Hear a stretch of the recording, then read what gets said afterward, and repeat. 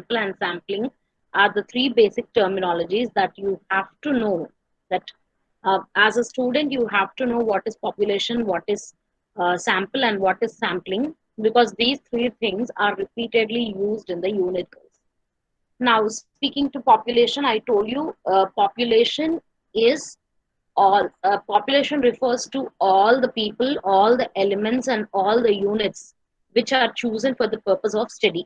That is, whenever you say you are conducting a population survey, or whenever you are saying you are conducting a population research, girls, you have to study each and every element of the population. Yes or no? If Yes, ma'am. if you're leaving one or two elements, or if you're leaving one or two people, girls, can you call it as a population survey or a population study? No, ma'am.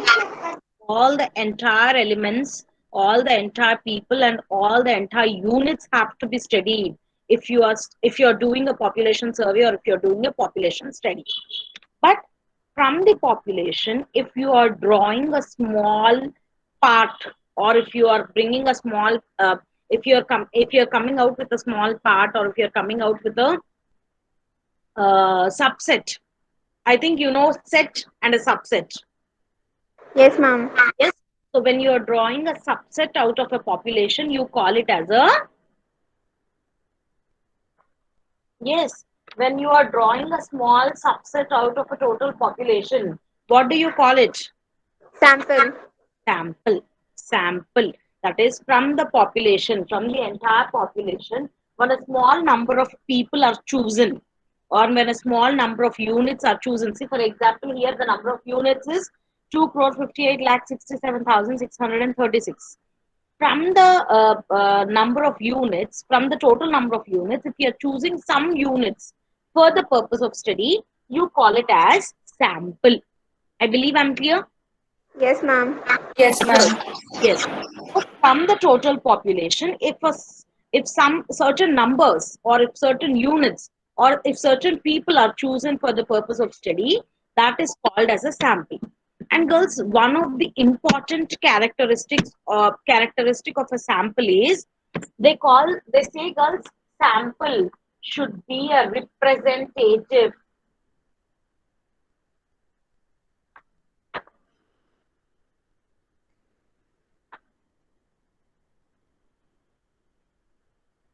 Sample should be a representative of the population. That means whatever sample you are choosing, that should come from your population only. It cannot come from the other population. For example, I want to conduct a study on women residing in India. So the population of India is divided into two, men and women. Now, when if I have to choose the sample, from which population should I choose the sample? Woman, ma'am. Women. So, can I study the entire women? No. I select a very few people out of the women population for the purpose of study. This choosing is called as sample. And the sample I am choosing should represent the population, the target population that I have selected. Am I clear? Now, can I have few people from here also in the sample? No, ma'am. If I am doing so, my sample does not represent my population. Am I clear? Yes, ma'am. Yes. So always your sample should be, Representative. you have to, girls, others also, you have to keep this word in mind. Always the sample should be representative of the population. It should represent the population. You cannot take it from the other population. Am I clear? Yes, ma'am. Others also. Yes, Yes, ma'am. ma'am. Yes, ma'am. Now, this is what we have learned yesterday.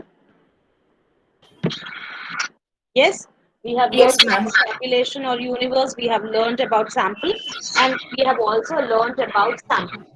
Now, see, girls, I told you yesterday, when you are selecting Please mute yourself. When you are selecting a sample from the universe, who is that? Who is on the unmute mode? Anvita, please mute. Yes, ma'am. Yeah. See, whenever you are selecting your sample from the population,